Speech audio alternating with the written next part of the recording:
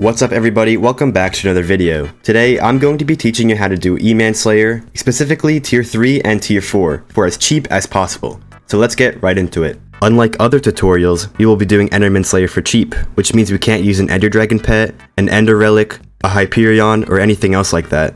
Before we get into the tutorial, I'm going to tell you about the requirements and the items that you'll need for both tier 3 and tier 4 enderman bosses.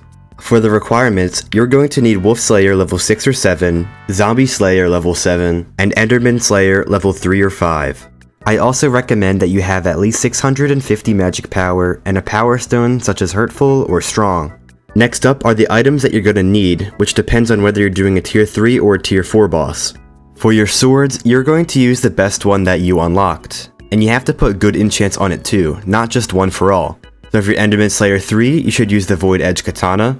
And if you're Enderman Slayer 5, you should use the Vorpal Katana. And if you're Enderman Slayer 6, you should use the Atom Split Katana. Even though this seems very expensive, trust me, it is worth it. It'll make everything a whole lot easier. For the rest of your items, you're going to need a Florid Zombie Sword and a Wand of Atonement for healing, a Pigman Sword and an Endstone Sword for defense, some sort of aspect of the End or Void, a Reaper Scythe for summons, and an Overflux or Mana Flux depending on what tier Enderman you are doing and how rich you are. Although you're not going to use an Ender Dragon, you still need a pretty good pet. Personally, I recommend a Mythic Enderman because it helps you spawn in the boss faster, you get a lot of crit damage, and you actually take less damage from end monsters, which I'm not sure if that even works, but... Lastly, we have Final Destination Armor, which is a vital piece of your damage and defense. What you're looking for on your armor is Wisdom 5, Recommed, Ancient, 50 to 75k kills, Fuminged, and maybe even some other enchants like Mana Vampire. So your armor should look something like this. Keep in mind that when you're fighting the boss, you need to be sneaking to get the full set bonus, which will grant you a lot of damage and ferocity against Endermen. Before you continue, make sure to like the video and join the Discord in the description down below. We're currently having a giveaway.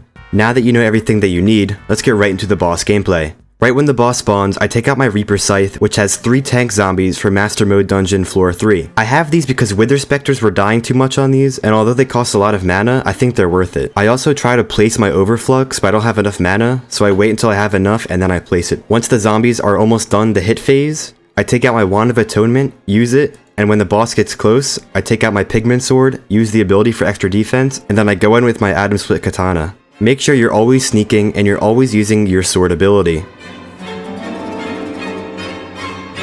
Right here, I get extremely low, so I take a step back, use my Wand of Atonement for healing, and as a last-ditch effort to stay alive, I pull out my Endstone Sword and use the ability. The ability grants me 50% damage reduction, but it drains all of my mana, which is why you should not use it unless you're about to die.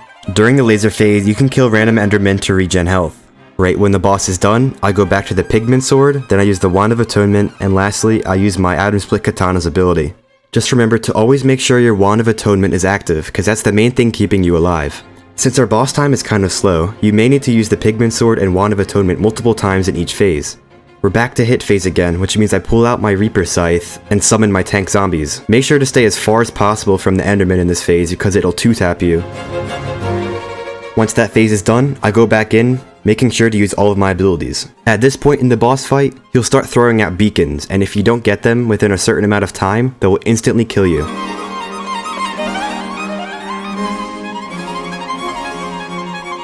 Right here, I placed another Overflux, and I got distracted and I almost died to the beacon because I didn't touch it in time. When he comes out of laser phase, I make sure to use all of my abilities and also walk backwards towards the beacon while hitting the boss. I started to get low here, so I remembered to use my Pigman Sword and my Wand of Atonement. Once again, I walked backwards towards the beacon while hitting the boss.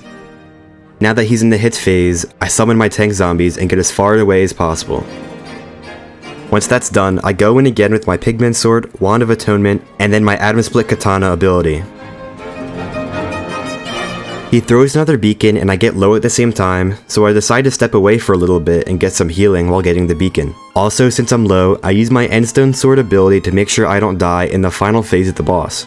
At this point, the boss starts throwing out floating heads which will damage you over time. You have to look at them for them to go away, and they multiply really fast, which ends up doing a lot of damage. It's also really important to pay attention in this last phase, because there's heads damaging you and there's beacons that you still need to worry about.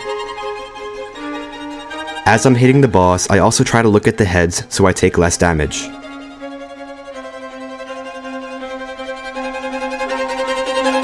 boss is almost dead, so I use my endstone sword ability so I don't randomly die and rage quit. And just like that, the boss is dead.